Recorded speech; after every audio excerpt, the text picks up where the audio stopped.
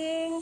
Pagpasok dito, makita mo na yung magandang view ng aming garden. Ito na yung magiging parking. So, dalawa yung ito yung entrance. Ando naman yung pwedeng exit. Pwede kang lumabas doon kung ikaw ay palalabas. Pero dito tayo sa main door. Okay? Ito yung magiging sala. Oh, yay! Kung mga bisita ninyo, nandito siya. So, yan, makikita mo. Ito naman yung dining table. May aircon. Yan. Tapos, nandito tayo sa kitchen. Ito yung paborito kong lugar kasi dito ako nag-aaral magluto. Dito mo ilagay yung ref. Dito yun. Yan yung kitchen. Stove. Yan.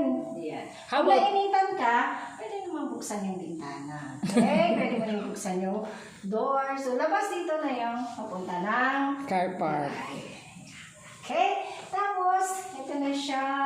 Dito tayo sa CR. Yung CR Toilet. dito. May CR din sa taas. Tatlong bedroom sa taas. Isa sa akin bunso, isa sa akin panganay. Perfect!